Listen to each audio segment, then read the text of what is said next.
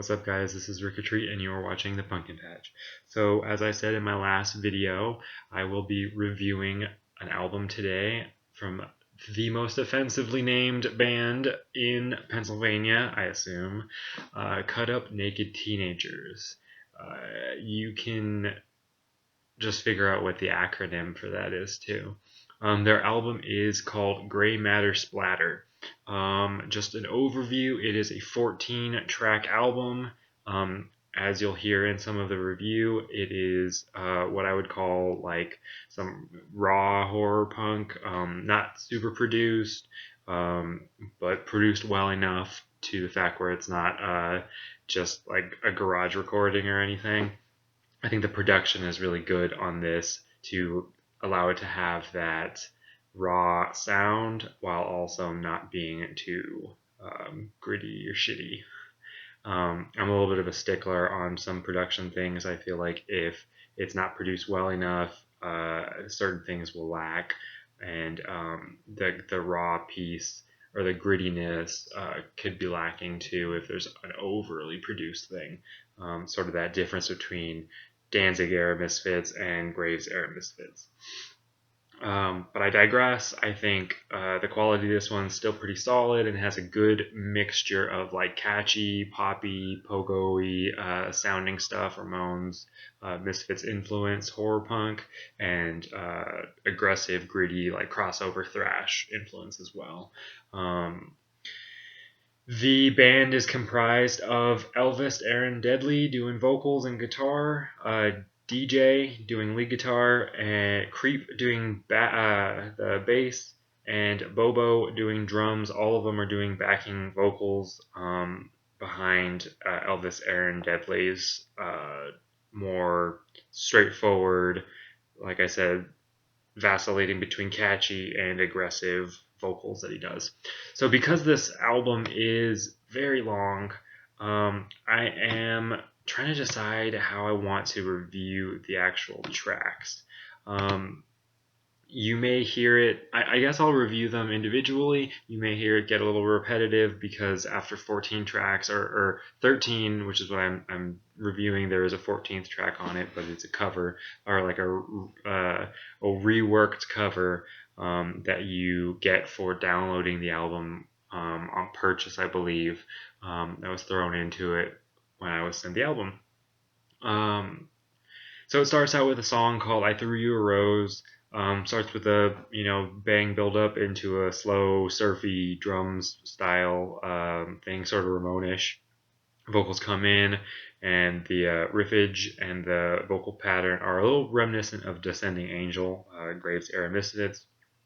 I think that there is a very well placed instrumental break with some vocals coming back in, and the chorus ends it out. This one, you'll kind of bear with me on this one. Like I said, with the way that the album is patterned, there is a lot of streamlined stuff and very typical but well needed, well placed punk stuff in this album. Second track is called That Time of the Month. A little bit more of a psychobilly riff, to be honest. Like, it has a vocal filter over it, like kind of fits that psychobilly vibe a little bit. Then it goes into straightforward D-beat punk with aggression in the vocals, with some layered clean vocals on the verses. There's one portion where it's just clean vocals, and then the aggressive part comes back in, where they kind of go back and forth on it, which is really cool. I really like that dynamic. Really appreciative of the way that they did that. Track 3 is Anything But a Tomorrow, very woe-laden horror pop punk track, very catchy in the chorus.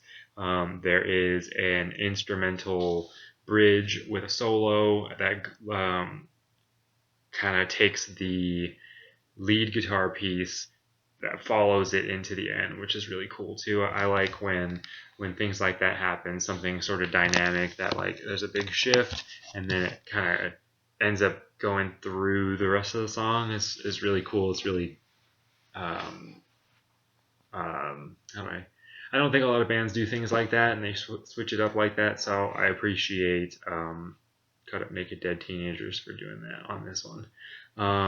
Track 4 is Sorry We're Dead. Holy shit. The lyrics of the song are hilarious. It's literally about kids doing a seance and the ghosts basically telling them to fuck off, and then they end up killing themselves and becoming ghosts as well to have more friends than they already do. It's pretty funny. I really appreciate this one. I think you guys will too. This is probably one of my favorite tracks on the album. Against All Gods is track 5. Sort of has a driving guitar and drum piece that goes through as the intro, and there are some notable backing vocals on the chorus. Sorry, I am just reading my notes, and some of them aren't very helpful. Trick or Treat is track 6. Clearly, I'm going to love anything that has to do with trick-or-treating, Halloween, etc. This one was definitely a solid banger. A solid riff on fast punk drums, on a fast punk jam, as I said. There are some cool changes in the riff with the fills on both the guitar and the drums. Pretty straightforward throughout, sort of similar to Misfits Halloween, where it's very similar throughout the song, but there are enough change ups on the fills, pattern with the guitar and the drums together, which I appreciate. The next song is called Touched by Evil. It's a little it has like an intro to it, and then it has like a gritty call out, sort of old school rock and roll style, something reminiscent to like Blitzkid has a song where one of them says, "This one goes out to the boppers." So it's something similar to that. It's like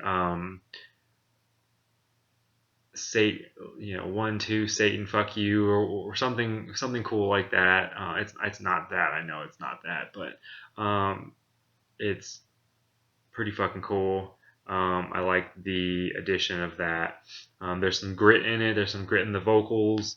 Another cool piece is that the intro has a reprise as the bridge cuts quickly, goes right into the fast drums again, and then at the very end kind of comes back as the outro in the same amount of length as the intro, which is really cool. I know that We and the Riders do a few things like that, where the intro, the middle, and the outro are all that similar piece. I like doing stuff like that myself, having that sort of patterned piece. So it's really cool to hear it in this one. This one's definitely a fun one.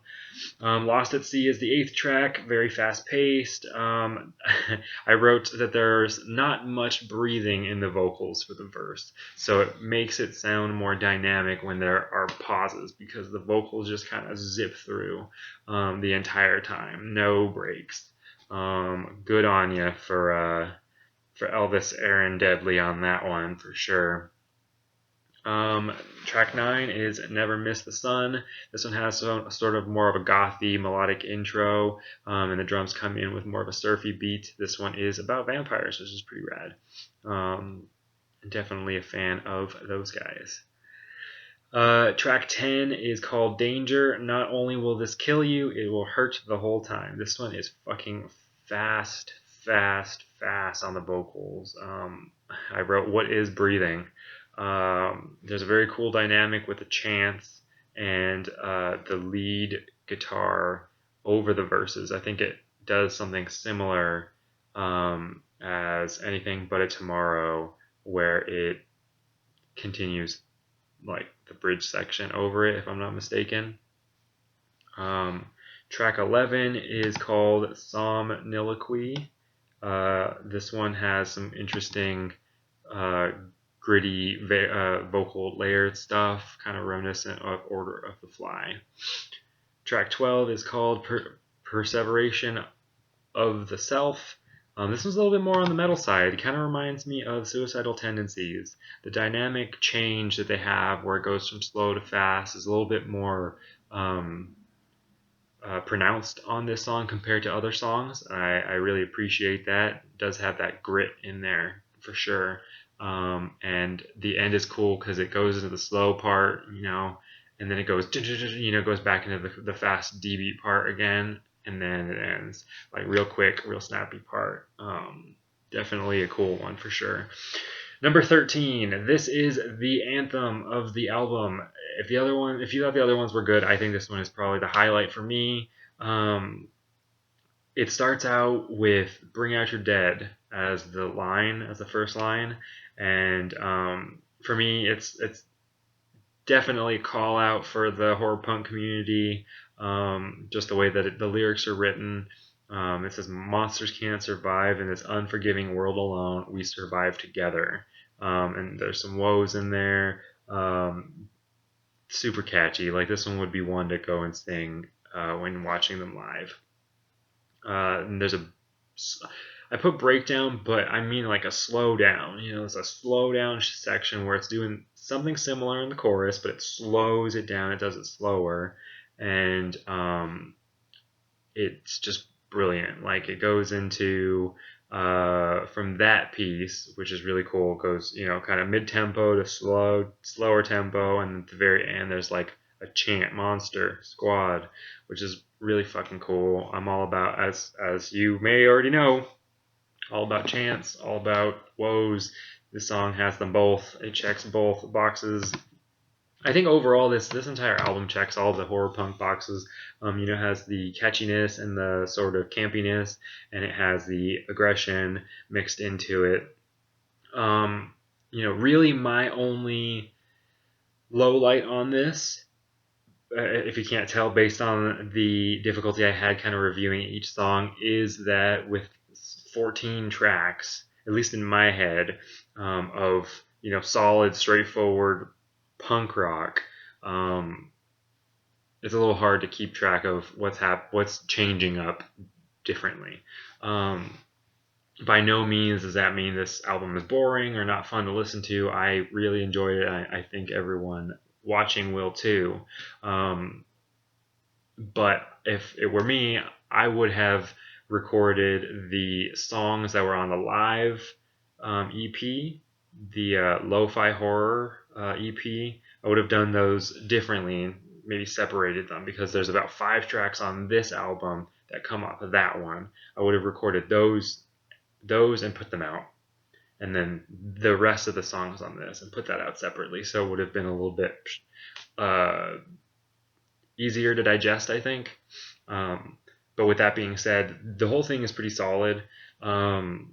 I had fun listening to it, and I do look forward to hearing more stuff from Cut Up Naked Teenagers, even though it is really difficult to look them up online unless you're looking straight on Bandcamp, because I don't want to end up on a FBI registry for looking up Cut Up Naked Teenagers. Sorry, I made myself laugh. With that, I am going to sign out. I appreciate Elvis Aaron Deadly for sending me the tracks, and I appreciate his band for having fun and continuing to be offensive. I hope they do go on tour at some point and come out here. I would love to meet them in person and play a show with them. With that being said, I am Rikk, and you have been watching The Pumpkin Patch.